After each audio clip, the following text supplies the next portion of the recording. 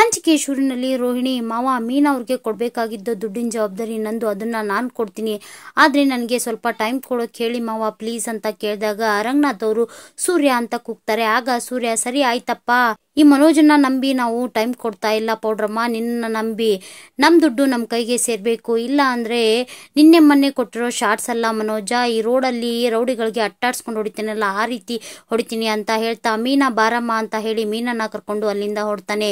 ಈ ಕಡೆ ರವಿನೂ ಸಹ ಶ್ರುತಿನ ಕರ್ಕೊಂಡು ಅಲ್ಲಿಂದ ಹೊರಡ್ತಾನೆ. ಈ ಕಡೆ ರೂಮ್ ಅಲ್ಲಿ ಕಸ್ತೂರಿ ಹಾಗೂ ಶಾಂತಿ ಮಾತಾಡ್ತಾ ಇರ್ತಾರೆ.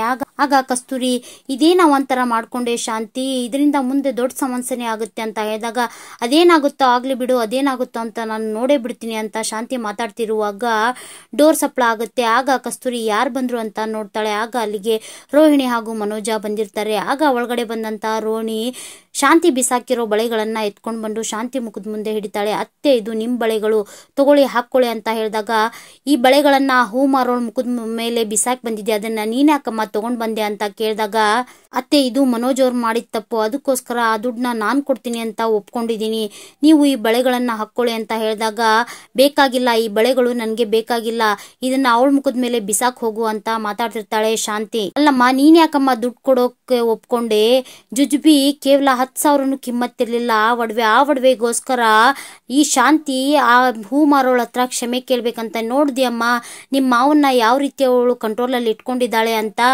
ಸಕ್ರೆ ಬೆಲ್ ಶಾಂತಿ, ಇವಳು ಯಾರ ಮುಂದೆನೂ ತಲೆ ಬಾಗಲ್ಲ, ಬಳೆಗಳನ್ನ ಹೋಗಿ ಆ ಹೂ ಮಾರೋಳ ಮುಖದ ಮೇಲೆ ಬಿಸಾಕು, ಭಿಕ್ಷೆ ಹಾಕಿದೀನಿ ಅಂತ ಅನ್ಕೊಳ್ತೀನಿ ಅಂತ ಮಾತಾಡ್ತಿರ್ತಾಳೆ. ಆಗ ರೋಹಿಣಿ, ಅತ್ತೆ ಇದು ಮನೋಜ್ ಅವ್ರು ಮಾಡಿರೋ ತಪ್ಪು, ಅದನ್ನ ಅವರೇ ಸರಿ ಮಾಡ್ಬೇಕು, ನೋಡಿ ಈ ಬಳೆಗಳನ್ನ ಇಲ್ಲಿ ಡ್ರಾದಲ್ಲಿ ಇಟ್ಟಿರ್ತೀನಿ, ನಿಮ್ಗೆ ಯಾವಾಗ ಬೇಕೋ ಅವಾಗ ಹಾಕೊಳ್ಳಿ ಅಂತ ಹೇಳಿ ಶಾಂತಿ ಬಳೆಗಳನ್ನ ಅಲ್ಲೇ ಇರೋ ಡ್ರಾದಲ್ಲಿ ಇಡ್ತಾಳೆ.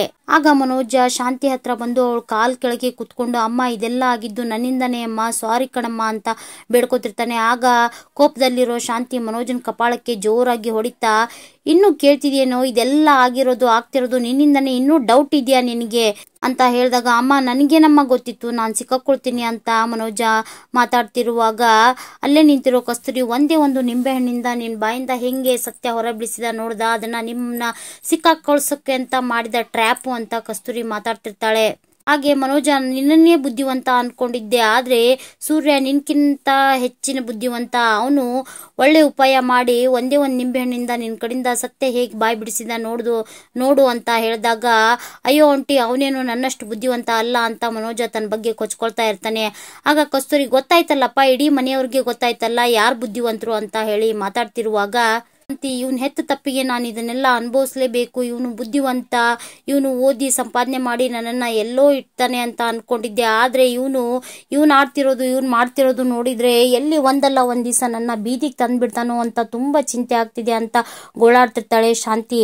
ಆಗ ಕಸ್ತೂರಿ, ನೋಡಮ್ಮ ರೋಹಿಣಿ, ಇದು ಮನೋಜ್ ಮಾಡಿರೋ ತಪ್ಪು, ಅದರಿಂದ ಅವನು ಸಿಕ್ಕಾಕೊಂಡ, ಆದ್ರೆ ನೀನು ದುಡ್ಡು ಕೊಡ್ತೀನಿ ಅಂತ ಹೇಳ್ದೆ, ಈ ಸಮಸ್ಯೆ ಏನೋ ಪರಿಹಾರ ಆಯ್ತು, ಆದ್ರೆ ಈಗ ಅಣ್ಣ ಶಾಂತಿ ಹತ್ರ ಮಾತಾಡಲ್ಲ ಅಂತ ಹೇಳಿದ್ದಾರೆ, ಅವ್ರು ಯಾವತ್ತೂ ಈ ರೀತಿ ಮಾಡಿರ್ಲಿಲ್ಲ, ಈ ಹಿಂದೆ ತುಂಬಾ ಜಗಳ ಆದಾಗೂ ಸಹ ಅವರು ಶಾಂತಿಗೆ ಬೈದಿದ್ರು, ಹೊಡೆಯೋಕ್ಕೂ ಕೈ ಎತ್ತಿದ್ರು, ಆದ್ರೆ ಒಂದೇ ಒಂದಿನೂ ಮಾತಾಡದೆ ಇರ್ತಿರ್ಲಿಲ್ಲ ಅಂತ ಹೇಳಿದಾಗ ಅದನ್ನ ಕೇಳಿಸ್ಕೊಂಡಂತ ಶಾಂತಿಗೆ ತುಂಬಾ ದುಃಖ ಆಗ್ತಿರುತ್ತೆ. ಆಗ ಸರಿಯೋ ಅಂತ ಮನೋಜನ ಸರಿಸಿದಂತ ಶಾಂತಿ, ಕಸ್ತೂರಿ ನನ್ಗೆ ಯಾಕೋ ಮನಸ್ಸೇ ಸರಿ ಇಲ್ಲ, ಹೊರಗೆ ಹೋಗ್ಬೇಕು ಅಂತ ಅನಿಸ್ತಾ ಇದೆ, ದೇವಸ್ಥಾನಕ್ಕೆ ಹೋಗಿ ಬರೋಣ, ನಾನು ಫ್ರೆಶ್ ಅಪ್ ಆಗಿ ಬರ್ತೀನಿ, ನೀನು ಹೊರಗಡೆ ವೇಟ್ ಮಾಡು ಅಂತ ಹೇಳ್ತಾ ಅಲ್ಲಿಂದ ಹೊರಡ್ತಾಳೆ. ಆಗ ಮನೋಜ ತುಂಬಾ ಯೋಚನೆ ಮಾಡ್ತಾ ನಿಂತಿರೋದನ್ನ ಗಮನಿಸಿದಂತ ರೋಹಿಣಿ, ಯಾಕೆ ಮನೋಜ್ ಇಷ್ಟೊಂದು ಬೇಜಾರಾಗಿದ್ದೀರಾ, ಮಾವ ಅತ್ತೆ ಹತ್ರ ಮಾತಾಡ್ತಿಲ್ಲ ಅಂತ ಕೇಳಿದಾಗ, ಅದಲ್ಲ ರೋಹಿಣಿ, ನೀನು ನಾನ್ ದುಡ್ಡು ಕೊಡ್ತೀನಿ ಅಂತ ಒಪ್ಕೊಂಡಲ್ಲ, ಹೇಗ್ ಕೊಡ್ತೀಯಾ ಅಂತ ಯೋಚನೆ ಮಾಡ್ತಿದ್ದೀನಿ. ಅಲ್ಲ ರೋಹಿಣಿ, ಅಮ್ಮನ ಬಳೆಗಳನ್ನೇ ಅವ್ರಿಗೆ ಕೊಟ್ರೆ ಆಗ್ತಿತ್ತಲ್ಲ ಅಂತ ಹೇಳಿದಾಗ ಅವನನ್ನ ಕೋಪದಿಂದ ನೋಡ್ದಂತ ರೋಹಿಣಿ ಛೀ ಥೂ ಅಂತ ಉಗಿದು ಅಲ್ಲಿಂದ ಹೊರಡ್ತಾಳೆ. ಈ ಕಡೆ ದೇವಸ್ಥಾನಕ್ಕಂತ ಬಂದ ಕಸ್ತೂರಿ ಹಾಗೂ ಶಾಂತಿ ದೇವ್ರ ದರ್ಶನ ಮುಗಿಸ್ಕೊಂಡು ಅಲ್ಲೇ ಇರೋ ಒಂದು ಕಂಬಕ್ಕೆ ಹೊರಗೆ ಯೋಚನೆ ಮಾಡ್ತಾ ನಿಂತಿರ್ತಾಳೆ ಶಾಂತಿ. ಆಗ ಅದನ್ನ ನೋಡಿದಂತ ಕಸ್ತೂರಿ, ಏನೇ ಆದ್ರೂ ನೀ ಸ್ವಲ್ಪ ತಾಳ್ಮೆಯಿಂದ ಇರ್ಬೇಕಿತ್ತು ಶಾಂತಿ ಅಂತ ಹೇಳಿದಾಗ, ಏನು ನೀನ್ ಮಾತಾಡ್ಬೇಡ ಕಣೆ, ತಾಳ್ಮೆಯಿಂದ ಇದ್ದು ಆ ಹೂ ಮಾರೋಳ್ ಕಾಲ್ಗೆ ಬಿದ್ದು ಕ್ಷಮೆ ಕೇಳ್ಬೇಕು ಅಂತ ಹೇಳ್ತಿದ್ಯಾ ಅಂತ ಕೇಳಿದಾಗ, ನೀನು ಕಾಲಿಗೆ ಬಿದ್ದು ಕ್ಷಮೆ ಕೇಳದೆ ಇದ್ರೂ ಪರವಾಗಿಲ್ಲ, ಆದ್ರೆ ತಪ್ಪಾಯ್ತು ಅಂತ ಕೇಳ್ಬೋದಿತ್ತಲ್ಲ. ನೀನು ನಿನ್ ಮಗನ್ನ ಕಾಪಾಡೋದಕ್ಕೋಸ್ಕರ ಮೀನಾ ಅವ್ರ ಮನೆ ಮೇಲೆ ಹಾಗೆ ನಿಮ್ಮ ಅತ್ತೆ ಮೇಲೆ ತಪ್ಪು ಹೊರಿಸಿದ್ದು ಸರಿನಾ? ಯಾವಾಗ್ಲೂ ಯಾಕೆ ಅವ್ರ ಮನೆ ಮೇಲೆ ಆ ರೀತಿ ಕೀಳಾಗಿ ನೋಡ್ತೀಯ, ಅವ್ರ ಮನೆಯವ್ರನ್ನ ಕೀಳಾಗಿ ನೋಡ್ತೀಯ ಅಂತ ಕೇಳಿದಾಗ, ಹೌದು ಕಣೆ, ನಾನಿರೋದೇ ಹಾಗೆ, ನನ್ನ ಜಾತಕದಲ್ಲಿ ಬರ್ದಿರೋದೇ ಹಾಗೆ, ನಾನಿರೋದೇ ಶ್ರೀಮಂತಿಗಿಗೋಸ್ಕರ. ಹಾಗೆ ಇನ್ನೊಂದು ಮಾತು, ಈ ಶಾಂತಿ, ಈ ಸಕ್ಕರೆ ಬೈಲ್ ಶಾಂತಿ ಯಾರ ಮುಂದೆನೂ ಯಾವತ್ತು ತಲೆ ಬಾಗಲ್ಲ ಅಂತ ಹೇಳ್ತಿರ್ತಾಳೆ. ಆಗ ಕಸ್ತೂರಿ, ಅಲ್ಲ ಕಣೆ, ನೀನೇನಾದ್ರೂ ಮೀನನ ಹತ್ರ ಕ್ಷಮೆ ಕೇಳದೆ ಹೋದ್ರೆ ನಾನು ನಿನ್ನ ಹತ್ರ ಮಾತಾಡಲ್ಲ ಅಂತ ಅಣ್ಣ ಹೇಳಿದ್ರೆ ಏನೇ ಮಾಡ್ತೀಯ ಅಂತ ಕೇಳಿದಾಗ, ಜೀವನ ಪೂರ್ತಿ ಅವ್ರು ನನ್ನ ಜೊತೆ ಮಾತಾಡದೆ ಇದ್ರು ಪರವಾಗಿಲ್ಲ ಅಂತ ಹೇಳ್ತಿರ್ತಾಳೆ ಶಾಂತಿ. ಆಗ ಕಸ್ತೂರಿ, ನೋಡೆ ನಿಮ್ ಬೀಗರು ಅಂತ ಹೇಳಿದಾಗ ಶಾಂತಿ, ಮೀನಾ ಅವ್ರ ಅಮ್ಮ ಈ ದೇವಸ್ಥಾನದಲ್ಲಿ ಹೂ ಕಟ್ಟಲ್ವಲ್ಲ ಅಂತ ಮಾತಾಡ್ತಿರ್ತಾಳೆ. ಮೀನಾ ಅವ್ರ ಅಮ್ಮ ಅಲ್ಲ ಕಣೆ, ಶ್ರುತಿ ಅವ್ರ ಅಮ್ಮ ಅಂತ ಹೇಳಿದಾಗ ಅಲ್ಲಿಗೆ ಶೀಲಾ ಬರ್ತಾಳೆ. ಆಗ ಶಾಂತಿ, ಹೇಗಿದ್ದೀರಾ ಬೀಗ್ರಿ ಅಂತ ವಿಚಾರಿಸ್ಕೊಂಡಾಗ ಶೀಲಾ, ನಾವು ಚೆನ್ನಾಗಿದ್ದೀವಿ, ನೀವ್ ಹೇಗಿದ್ದೀರಾ ಅಂತ. ಹೌದು, ನೀವು ಬರೀ ಕೈಯಲ್ಲಿದ್ದೀರಲ್ಲ, ಏನ್ ನಿಮ್ ಕೈ ಖಾಲಿ ಇದೆ ಅಂತ ಕೇಳಿದಾಗ, ಕೈಯಲ್ಲಿ ಪ್ರಸಾದ ಇದೆಯಲ್ಲ ಅಂತ ಶಾಂತಿ ಹೇಳ್ತಾಳೆ. ಅದನ್ನೆಲ್ಲ ಕೇಳ್ತಿರೋದು, ನಿಮ್ ಕೈಯಲ್ಲಿರೋ ಚಿನ್ನದ ಬಳೆಗಳಲ್ಲಿ ಬರೀ ಕೈಯಲ್ಲಿ ಇದ್ದೀರಲ್ಲ, ಏನಾದ್ರೂ ಸಮಸ್ಯೆನಾ? ಇತ್ತೀಚೆಗೆ ನನ್ನ ಮಗಳು ನನ್ನ ಹತ್ರ ಏನು ಹೇಳ್ಕೊತಿಲ್ಲ, ಏನಾದ್ರೂ ಸಮಸ್ಯೆ ಇದ್ರೆ ಹೇಳಿ. ಅದೇ ನೀವು ರೂಮ್ ಕಟ್ಟಿಸ್ತಾ ಇದ್ರಲ್ಲ, ಅದಕ್ಕೋಸ್ಕರ ಏನಾದ್ರೂ ಬಳೆನ ಮಾರ್ಬಿಟ್ರಾ ಹೇಗೆ? ಏನಾದ್ರೂ ದುಡ್ಡಿನ ಸಮಸ್ಯೆ ಇದ್ರೆ ನನ್ನ ಹತ್ರ ಹೇಳ್ಕೊಳ್ಳಿ, ನಾನ್ ಕೊಡ್ತೀನಿ ಅಂತ ತುಂಬಾ ಕೇವಲವಾಗಿ ಮಾತಾಡ್ತಾ ಇರ್ತಾಳೆ. ಆಗ ಶಾಂತಿಗೆ ಏನು ಉತ್ತರ ಕೊಡ್ಬೇಕು ಅಂತಾನೆ ಗೊತ್ತಾಗ್ತಿರಲ್ಲ. ಆಗ ಶಾಂತಿ ತಡವರ್ಸ್ತಾ ಇರ್ತಾಳೆ. ಆಗ ಶೀಲಾ, ಇಲ್ಲಿ ಏನೋ ಸಮಸ್ಯೆ ಇದೆ, ನನ್ನ ಹತ್ರ ಹೇಳ್ಕೊಳ್ಳಿ ಅಂತ ಒತ್ತಾಯ ಮಾಡ್ತಿರ್ತಾಳೆ. ಆಗ ಕಸ್ತೂರಿ, ಅವಳಿಗೆ ಯೋಚನೆ ಮಾಡಿ ಹೇಳೋಕೆ ಸ್ವಲ್ಪ ಟೈಮ್ ಕೊಡಿ ಅಂತ ಹೇಳಿದಾಗ, ಏನೋ ಯೋಚನೆ ಮಾಡಿ ಹೇಳ್ಬೇಕಾ ಅಂತ ಶೀಲಾ ಕೇಳ್ತಿರ್ತಾಳೆ. ಆಗ ಶಾಂತಿ, ಓ ಹೌದು, ನಾನು ಬೆಳಗ್ಗೆ ಎಣ್ಣೆ ಸ್ನಾನ ಮಾಡುವಾಗ ಮರ್ತು ತೆಗೆದಿಟ್ಬಿಟ್ಟಿದ್ದೀನಿ, ಅದನ್ನ ಹಾಕೊಳ್ಳೋಕೆ ನೆನಪೇ ಆಗಿಲ್ಲ ಅಂತ ಹೇಳಿದಾಗ, ಅದನ್ನ ಕೇಳಿಸ್ಕೊಂಡಂತ ಶೀಲಾ ವ್ಯಂಗ್ಯವಾಗಿ, ಓಹೋ ನಿಮ್ಗೆ ಮರ್ವಿನ ಕಾಯಿಲೆನೂ ಇದೆಯಾ, ವಯಸ್ಸಾಯ್ತಲ್ಲ ಅಂತ ಹೇಳಿ ಶಾಂತಿಗೆ ಚುಚ್ಚೋ ರೀತಿ ಮಾತಾಡ್ತಾಳೆ. ಆಗ ಕೋಪ್ಕೊಂಡಂತ ಶಾಂತಿ, ನನಗೇನ್ ಮಹಾನ್ ವಯಸ್ಸಾಗಿದೆ, ಹಾಗೆ ನೋಡಿದ್ರೆ ವಯಸ್ಸಾಗಿರೋದು ನಿಮ್ಗೆ ಅಂತ ಶೀಲಾಗ್ ಹೇಳಿದಾಗ, ಅಲ್ಲ ಬಿಗ್ರೆ, ನಿಮ್ಗಿರೋದು 3 ಜನ ಸೊಸೆಂದಿರು, ಆದ್ರೆ ನನಗಿರೋದು ಒಬ್ಳೆ ಮಗಳು, ಅದರಲ್ಲೂ ಅವಳು ನಿಮ್ ಕೊನೆ ಸೊಸೆ, ಹಾಗಾಗಿ ನೀವು ನನಗ್ ವಯಸ್ಸಾಗಿದೆ ಅಂತ ಹೇಳ್ತಿದ್ರಲ್ಲ ಅಂತ ಶೀಲಾ ಹೇಳ್ತಿರ್ತಾಳೆ. ಆಯ್ತು, ಹಾಗಿದ್ರೆ ಏನಾದ್ರೂ ಸಮಸ್ಯೆ ಇದ್ರೆ ನನ್ನ ಹತ್ರ ಖಂಡಿತ ಹೇಳ್ಕೊಳ್ಳಿ ಅಂತ ಹೇಳಿದಾಗ, ಪರವಾಗಿಲ್ಲ ಅಂತ ಹೇಳಿ ಶಾಂತಿ ಹೇಳ್ತಿರ್ತಾಳೆ. ಹೋಗ್ಲಿ ಬಿಡಿ ಬಿಗ್ರೆ, ಏನಾದ್ರೂ ಸಮಸ್ಯೆ ಇದ್ರೆ ನನ್ನ ಹತ್ರ ಹೇಳ್ಕೊಳ್ಳಿ ಅಂತ ಹೇಳಿದಾಗ ಆಯ್ತು ಅಂತ ಹೇಳಿ ಕಸ್ತೂರಿ ಹಾಗೂ ಶಾಂತಿ ಅಲ್ಲಿಂದ ಹೊರಡ್ತಾರೆ. ಈ ಕಡೆ ಬಂದಂತ ಕಸ್ತೂರಿ ಹಾಗೂ ಶಾಂತಿ, ನೋಡಿ ಅವಳಿಗೆ ಎಷ್ಟು ಸೊಕ್ಕು, ನನ್ನೇ ವಯಸ್ಸಾದವಳು ಅಂತ ಹೇಳ್ತಾಳೆ ಅಂತ ಹೇಳಿ ಶಾಂತಿ ಕಸ್ತೂರಿಗೆ ಹೇಳ್ತಿರುವಾಗ, ಸರಿಯಾಗಿ ಹೇಳಿದಾಳಲ್ಲೇ ಅಂತ ಹೇಳಿ ಕಸ್ತೂರಿ ನಗ್ತಾ ಇರ್ತಾಳೆ. ಹೋಗಿ ನಿನ್ನಂತ ವಯಸ್ಸಾದವಳನ್ನ ನನ್ನ ಸ್ನೇಹಿತೆ ಅಂತ ಅನ್ಕೊಂಡಿದ್ದಾನಲ್ಲ, ಅದು ನನ್ ತಪ್ಪು ಅಂತ ಹೇಳಿ ಬೈತಾ ಇಬ್ರು ಅಲ್ಲಿಂದ ಹೊರಡ್ತಾರೆ. ನಡೆದ ಘಟನೆಯಿಂದ ಬೇಜಾರಾದಂತ ಮೀನಾ ಕಣ್ಣೀರಿಡ್ತಾ ಅಡುಗೆ ಮನೆಯಲ್ಲಿ ಅಳ್ತಾ ನಿಂತಿರ್ತಾಳೆ. ಆಗ ಶ್ರುತಿ ಅವಳನ್ನ ಸಮಾಧಾನ ಮಾಡ್ತಾ ಇರ್ತಾಳೆ. ಆಗ ಮೀನಾ, ರೀ ನಾನೇನ್ ತಪ್ಪು ಮಾಡಿದೆ ರೀ, ನಂದೇನ್ ತಪ್ಪಿದೆ, ಯಾಕತ್ತೆ ಎಲ್ರ ಮುಂದೆ ನನ್ಗೆ ಅವಮಾನ ಆಗೋ ರೀತಿ ಮಾತಾಡಿ ತಮ್ಮ ಬಳೆಗಳನ್ನ ನನ್ನ ಮುಖದ ಮೇಲೆ ಭಿಕ್ಷೆ ಹಾಕೋ ರೀತಿ ಬಿಸಾಕ್ ಹೋದ್ರು, ಇದರಲ್ಲಿ ನಮ್ ತಪ್ಪೇನಿದೆ ರೀ ಅಂತ ಹೇಳಿ ಗೋಳಾಡ್ತಾ ಇರ್ತಾಳೆ. ಆಗ ಸೂರ್ಯ, ಜಟ್ಟಿ ಕೆಳಗಡೆ ಬಿದ್ರು ಮೀಸೆ ಮಣ್ಣಾಗ್ಲಿಲ್ಲ ಅನ್ನೋ ಗಾದೆ ಮಾತು ಕೇಳಿದೆಯಲ್ಲ, ಎಲ್ರ ಮುಂದೆ ಅವ್ರ ಬಣ್ಣ ಬಯಲಾಗಿ ಸತ್ಯ ಹೊರಗ್ ಬಂತಲ್ಲ, ಅದಕ್ಕೋಸ್ಕರ ಅದನ್ನ ಮುಚ್ಚಕ್ಕೋಸ್ಕರ ಅವರು ಈ ರೀತಿ ನಡ್ಕೊಂಡಿದ್ದಾರೆ ಅಂತ ಹೇಳ್ತಿರ್ತಾನೆ. ಆಗ ಶ್ರುತಿನೂ ಸಹ, ಹೌದು ಮೀನಾ ಅವ್ರೆ, ನೀವ್ಯಾಕೆ ಕಳ್ತಿದ್ದೀರಾ, ಸತ್ಯ ಹೊರಗ್ ಬಂತಲ್ಲ, ಇದರಿಂದ ಅವ್ರಿಗೆ ತುಂಬಾ ಅವಮಾನ ಆಯ್ತು, ಅದರಿಂದ ಮಾವ ಅವ್ರನ್ನ ಮಾತಾಡಿಸ್ತಿಲ್ಲ, ಅದಕ್ಕೋಸ್ಕರ ಎಲ್ಲದ್ರ ಮೇಲಿರೋ ಸಿಟ್ಟನ್ನ ನಿಮ್ ಮೇಲೆ ತೀರ್ಸ್ಕೊಳ್ತಿದ್ದಾರೆ ಅಷ್ಟೇ.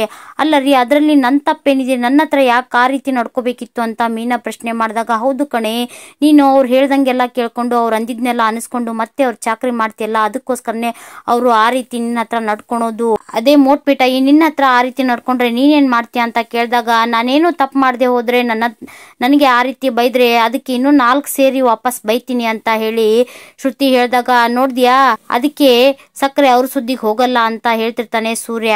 ರೀ, ಈ ಸಮಸ್ಯೆ ಇಷ್ಟೊಂದು ದೊಡ್ಡದಾಗುತ್ತೆ ಅಂತ ನಾನು ಅನ್ಕೊಂಡೇ ಇರ್ಲಿಲ್ಲ, ಈಗ ಮಾವ ಏನೇ ಆದ್ರೂ ಅತ್ತೆ ಹತ್ರ ಮಾತಾಡೋಲ್ಲ ಅಂತಿದ್ದಾರೆ, ಮುಂದೇನಾಗುತ್ತೋ ಅಂತ ತುಂಬಾ ಭಯ ಆಗ್ತಿದೆ, ನೀವಾದ್ರೂ ಒಂದ್ಸಲ ಮಾವನ ಹತ್ರ ಮಾತಾಡ್ರಿ ಅಂತ ಸೂರ್ಯನ ಹತ್ರ ಕೇಳ್ಕೊತಿರ್ತಾಳ ಮೀನಾ. ಆಗ ಸೂರ್ಯ, ಇಷ್ಟೆಲ್ಲ ಆಗಿದೆ ಇನ್ನೂ ನಿನ್ಗೆ ಬುದ್ಧಿ ಬರ್ತಿಲ್ವಾ, ಈಗೇನು ನೀನ್ ಮಾತಾಡ್ಬೇಡ, ಮುಂದೆ ಮತ್ತೆ ದೊಡ್ಡ ಅವಾಂತರ ಆಗೋದ್ ಬೇಡ, ಸುಮ್ನೆ ಇದ್ಬಿಡು ಅಂತ ಹೇಳ್ತಾ ಸೂರ್ಯ ಅಲ್ಲಿಂದ ಹೊರಡ್ತಾನೆ. ವಾಕಿಂಗ್ ಮುಗಿಸ್ಕೊಂಡು ಬಂದಂತ ರಂಗನಾಥ್ ಅವರು, ಮೀನಾ ಸೂರ್ಯ ಎಲ್ಲಮ್ಮ ಕರಿಯಮ್ಮ ಅವನ್ನ ಅಂತ ಹೇಳ್ತಾರೆ. ಆಗ ಸೂರ್ಯನ ಕರಿತಾಳೆ ಮೀನಾ.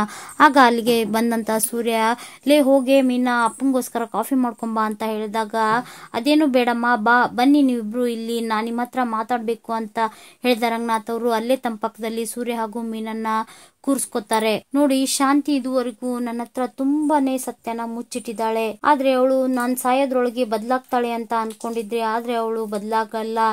ಅವಳು ಮಾಡಿರೋ ತಪ್ಪಿಗೆ ಅವಳ ಪರವಾಗಿ ನಾನು ನಿಮ್ಮ ಹತ್ರ ಕ್ಷಮೆ ಕೇಳ್ತೀನಿ ಅಂತ ಹೇಳಿ ಕೈ ಮುಗಿದು ಸೂರ್ಯ ಮೀನನ ಹತ್ರ ಕ್ಷಮೆ ಕೇಳ್ತಾರೆ ರಂಗನಾಥ. ಆಗ ಸೂರ್ಯ, ಅಪ್ಪ ಏನಪ್ಪ ಮಾಡ್ತಾ ಇದೀಯ ನೀನು?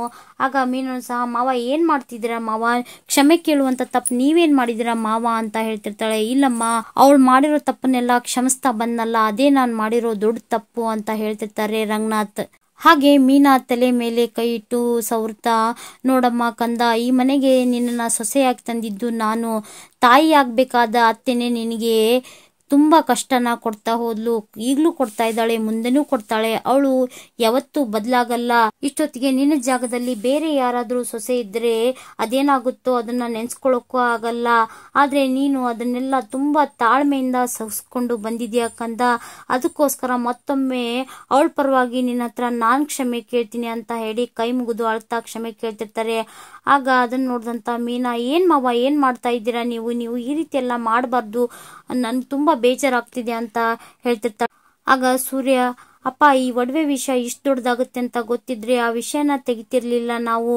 ಆಗ ಮೀನನು ಸಹ, ಹೌದು ಮಾವ, ಸತ್ಯ ತಿಳ್ಕೋಬೇಕು ಅನ್ನೋ ಒಂದೇ ಒಂದು ಕಾರಣಕ್ಕೆ ನಾವು ಈ ರೀತಿ ಎಲ್ಲ ಮಾಡಿದ್ದು, ಆದ್ರೆ ಈ ವಿಷಯದಿಂದ ನಿಮ್ಮ ಮತ್ತು ಅತ್ತೆ ಮಧ್ಯೆ ವೈರತ್ವ ಮೂಡುತ್ತೆ ಅಂತ ನಮ್ಗೆ ಖಂಡಿತ ಗೊತ್ತಿರ್ಲಿಲ್ಲ, ಹಾಗೇನಾದ್ರೂ ಆಗುತ್ತೆ ಅಂತ ಗೊತ್ತಿದ್ರೆ ನಾವು ಈ ವಿಷಯನೇ ತೆಗಿತಿರ್ಲಿಲ್ಲ ಅಂತ ಹೇಳ್ತಿರುವಾಗ ಸೂರ್ಯ, ಅಪ್ಪ, ಸಕ್ಕರೆ ಬೇಕು ಅಂತ ಈ ತಪ್ಪನ್ನ ಮಾಡಿರಲ್ಲ, ಎಲ್ಲ ಪೆಂಗನಿಗೋಸ್ಕರ. ನಿನಗೆ ಗೊತ್ತಲ್ಲಪ್ಪ, ಚಿಕ್ಕ ವಯಸ್ಸಿನಿಂದಲೂ ಆ ಪೆಂಗೆ ಏನೋ ತಪ್ಪು ಮಾಡಿ ಸಪ್ಪೆ ಮುಖ ಮಾಡ್ಕೊಂಡು ಸಕ್ಕರೆ ಮುಂದೆ ಹೋಗಿ ನಿಂತ್ಕೊಳ್ತಿದ್ದ, ಈಗ್ಲೂ ಹಾಗೆ ಹೋಗಿ ನಿಂತಿರ್ತಾನೆ. ಮಗನ ಮುಖನ ನೋಡೋಕಾಗದೆ ಸಕ್ಕರೆ ಒಡವೆನ ತೆಗೆದು ಅವ್ರ ಕೈಯಲ್ಲಿ ಇಟ್ಟಿರ್ತಾರೆ ಅಷ್ಟೇ. ಇದೆಲ್ಲ ಆಗಿದ್ದು ಆ ಪೆಂಗನಿಗೋಸ್ಕರ ಸಕ್ಕರೆ ಏನ್ ಮಾಡೋಕಾದ್ರೂ ರೆಡಿ, ಇದು ನಮ್ಗೇನು ಹೊಸ್ತ ಅಂತ ಕೇಳಿದಾಗ, ಹೌದಪ್ಪ, ಒಂದ್ ಕೈಯಿಂದ ಚಪ್ಪಾಳೆ ಹೊಡೆಯೋಕ್ಕಾಗಲ್ಲ, ಇದ್ರಲ್ಲೂ ಶಾಂತಿ ಸಪೋರ್ಟ್ ಇದೆ, ಅದಕ್ಕೋಸ್ಕರನಲ್ಲ ಈ ತಪ್ಪು ನಡೆದಿದ್ದು, ಅವಳು ಈ ಜನ್ಮದಲ್ಲಿ ಬದಲಾಗಲ್ಲ ಅಂತ ಹೇಳ್ತಾ ಕಣ್ಣೀರಿಡ್ತಿರ್ತಾರೆ. ಆಗ ಮೀನಾ, ಮಾವ, ಅತ್ತೆ ಮಗನಿಗೋಸ್ಕರ ಈ ತಪ್ಪನ್ನ ಮಾಡಿದ್ರು, ಆದ್ರೆ ನೀವ್ಯಾಕೆ ಮಾವ ಅವ್ರ ಜೊತೆ ಮಾತಾಡ್ತಿಲ್ಲ, ನೀವು ಮಾತಾಡಿ ಮಾವ ಅಂತ ಕೇಳ್ಕೊಳ್ತಿರ್ತಾಳೆ. ಅದು ಸಾಧ್ಯವಿಲ್ಲಮ್ಮ, ಇನ್ ಮುಂದೆ ನಾನು ಅವಳ ಹತ್ರ ಮಾತಾಡಲ್ಲ ಅಂತ ಕೈ ಮುಗಿದು, ಪ್ಲೀಸ್ ನನ್ನ ಒತ್ತಾಯ ಮಾಡಬೇಡಿ ಅಂತ ಹೇಳ್ತಿರ್ತಾರೆ. ಅದನ್ನೆಲ್ಲ ದೇವಸ್ಥಾನದಿಂದ ಬಂದ ಶಾಂತಿ ಹೊರಗಡೆ ನಿಂತ್ಕೊಂಡು ಕೇಳಿಸ್ಕೊಳ್ತಾ ಇರ್ತಾಳೆ. ನೋಡಿ, ಇದು ನನ್ನದೇ ಆದ ತೀರ್ಮಾನ, ನನ್ಗೆ ಪ್ಲೀಸ್ ಒತ್ತಾಯ ಮಾಡಬೇಡಿ ಅಂತ ಹೇಳಿದ ರಂಗನಾಥ್ ಅಲ್ಲಿಂದ ಹೊರಡ್ತಾರೆ. ಇಲ್ಲಿಗೆ ಆಸೆ ಧಾರಾವಾಹಿಯ ಇಂದಿನ ಸಂಚಿಕೆ ಮುಕ್ತಾಯ ಆಗುತ್ತೆ. ಆಸೆ ಧಾರಾವಾಹಿಯನ್ನು ವಿವರವಾಗಿ ವೀಕ್ಷಿಸಲು ಪ್ಲೀಸ್ ನಮ್ಮ ಚಾನೆಲ್ನ ಸಬ್ಸ್ಕ್ರೈಬ್ ಮಾಡ್ಕೊಳ್ಳಿ. ಹಾಗೆ ನಮ್ಮ ವಿಡಿಯೋಗಳು ನಿಮ್ಗೆ ಇಷ್ಟ ಆಗ್ತಿದ್ರೆ ಪ್ಲೀಸ್ ಒಂದು ಲೈಕ್ ಕೊಡಿ. ಹಾಗೆ ನಿಮ್ಮ ಫ್ಯಾಮಿಲಿ ಫ್ರೆಂಡ್ಸ್ ಜೊತೆಗೆ ಶೇರ್ ಮಾಡೋದನ್ನ ಮರಿಬೇಡಿ. Thank you.